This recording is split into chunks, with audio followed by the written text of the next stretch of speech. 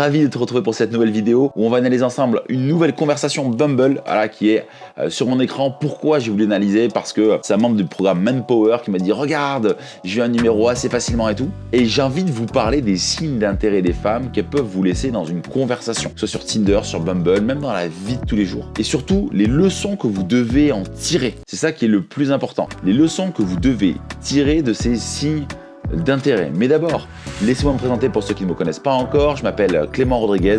Je suis fondateur de l'agence Mon Coaching Séduction. Hop, juste ici, voilà, depuis 2013. Et avec toute mon équipe, on accompagne les hommes à mettre en place une machine à rencontres grâce au site de rencontres et à faire une rencontre par semaine avec des femmes qui leur plaisent vraiment, mais surtout d'équilibrer le rapport de force. On peut déjà commencer à vous aider en allant dans la description de la vidéo maintenant pour demander votre analyse 100% offerte et confidentielle de votre profil pour comprendre pourquoi aujourd'hui vous n'attirez pas et vous ne matchez pas avec des femmes qui vous plaisent vraiment. Mais maintenant, rentrons dans le vif du sujet et analysons la conversation. Donc il y a cette fameuse ode qui commence la conversation sur Bumble. Donc Bumble, si vous ne connaissez pas, la particularité de cette application, c'est que ce sont les femmes qui font le premier pas. Et elle lui écrit « Baptiste est en mode voyage à Lyon, salue-toi ». Donc là, elle fait une remarque sur le mode voyage, parce que sur Bumble, il y a un truc, c'est que on peut se déplacer, on se met en mode voyage, et si on est, je sais pas, de Paris et qu'on va à Lyon, on marque je veux être localisé à Lyon. Ça vous permet de matcher des filles à Lyon, ça vous permet de préparer en fait votre venue dans une ville. Et en fait, quand elle écrit Baptiste en mode voyage à Lyon, salue-toi, donc elle fait une remarque sur le mode voyage, donc ça veut dire que elle sait qu'il n'est pas là longtemps. Donc ça, c'est un signe d'intérêt, donc elle a matché avec lui, bien qu'il soit juste de passage dans la ville de Lyon. Donc ça veut dire, ok, elle sait que ça va être une rencontre éphémère. Et le premier message est plus complet qu'un simple salut, ça va. Elle n'a pas dû juste dire coucou, comment vas-tu, salut, je suis ravi de discuter avec toi. C'est un message complet. Donc déjà, dans le premier message, Baptiste peut se dire ok, cette fille est intéressée. Et ce qui est vraiment important, c'est quand une fille vous laisse des signes d'intérêt, c'est que vous avez l'ascendant sur elle et ça va être plus facile dans la conversation. Mais attention, il faudra retenir une leçon. Donc il lui répond oui, de passage seulement, toutes les bonnes choses ont une fin. Du coup, il faut commencer tôt pour que ça dure le plus longtemps possible. Je vais pas vous analyser tous les messages. Vous pouvez mettre pause si vous voulez lire tous les messages. Le plus important, c'est quand elle lui dit tu repars où et quand. Qu'est-ce qu'elle fait à ce moment-là? Elle sait qu'il n'est pas là longtemps. Elle se projette déjà en train de le rencontrer. Ça aussi, c'est un signe d'intérêt. Et quand il y a un signe d'intérêt, c'est très intéressant parce que vous pouvez vous positionner plus facilement en tant que recruteur. Facilement en tant que c'est vous qui allez choisir la fille plutôt que la fille qui va vous choisir. Et l'erreur, si vous voyez trop de signes d'intérêt dans la conversation, ça serait que vous montiez trop facile à avoir et que vous ne challengiez pas un peu la fille. En mode, ok, elle est facile, bah vas-y, je vais la rencontrer rapidement, je vais montrer facile à avoir. Non, montrez-vous en mode hard to get. La suite, donc, il lui répond, ah, tu es impatiente de me voir, tu donnes ton vrai prénom avant. Parce que plutôt dans la conversation, elle avait dit, même pas obligé de te donner mon vrai prénom, mais ce sont bien mes photos. Et il lui dit, et mardi, mercredi soir, je suis disponible. Donc là, il se montre disponible. Donc là, ici, elle montre son vrai prénom. Elle lui fait une petite blague. J'aurais dû te dire Odette ou Daniel, sexy.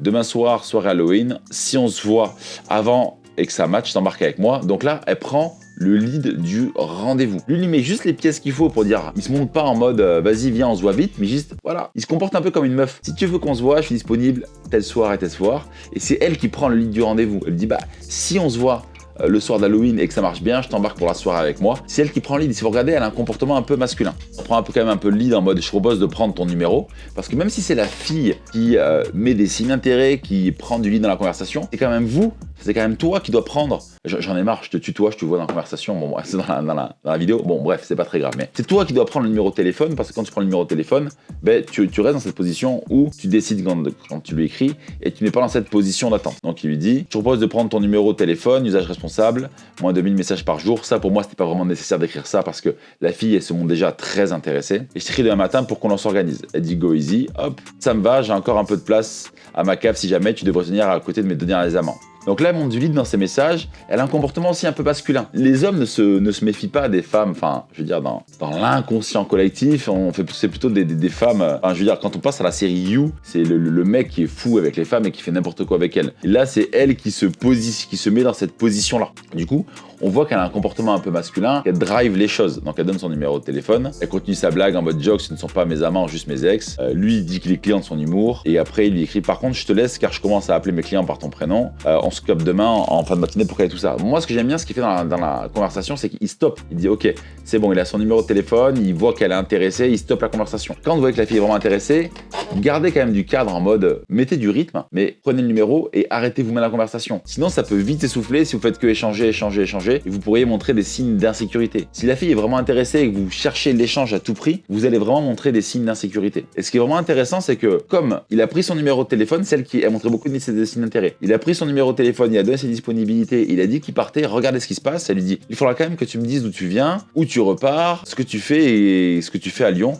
savoir déjà un peu mieux à qui j'ai affaire. Donc là, elle a une prise de conscience, elle se rend compte que c'est réel et elle a un besoin de réassurance. Donc bien qu'elle ait montré beaucoup de signes d'intérêt, elle se montre quand même en mode rassure-moi sur qui tu es parce que j'ai pas envie d'avoir affaire à n'importe qui et à tout moment, s'il répond pas à ce message-là, elle pourra ne jamais répondre au message qu'il lui écrira. Et la leçon que j'ai vraiment envie que vous reteniez de cette vidéo, c'est que si la fille vous montre beaucoup de signes d'intérêt, ça ne veut pas dire que vous êtes très fort en séduction. Ça veut surtout dire que le profil que vous avez démontre plus de valeur que la valeur qu'elle s'accorde à elle-même. Et ça ne veut pas dire que vous devez vous reposer, enfin tu dois te reposer sur tes acquis. Parce que si la fille montre beaucoup de signes d'intérêt, c'est juste facile pour toi. Mais ça ne veut pas dire que tu es un cador en séduction et que tu maîtrises absolument le game sur les sites de rencontres. Donc te la pète pas trop au niveau de tes potes. Je veux dire, moi j'ai tendance à recadrer pas mal les membres de mon programme Manpower quand ils disent « Regarde, j'ai le numéro facilement ». Non, en fait. C'est juste que tu as un bon profil et que de base, la fille est intéressée. Et quand la fille est intéressée, c'est beaucoup plus facile. Ça veut pas dire que ça va être facile d'avoir le rendez-vous, c'est juste que c'est beaucoup plus facile. Donc, dites-moi, vous, ce que vous avez pensé de cette vidéo,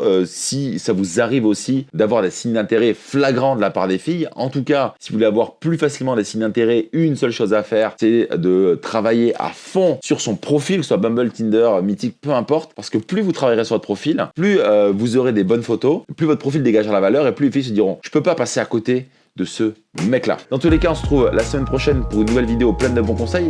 Pour l'instant, vous pouvez demander votre analyse de profil 100% offerte et confidentielle en cliquant sur le lien qu'il y a dans la description de la vidéo. C'est Clément Bordeaux et moi je vous dis ciao.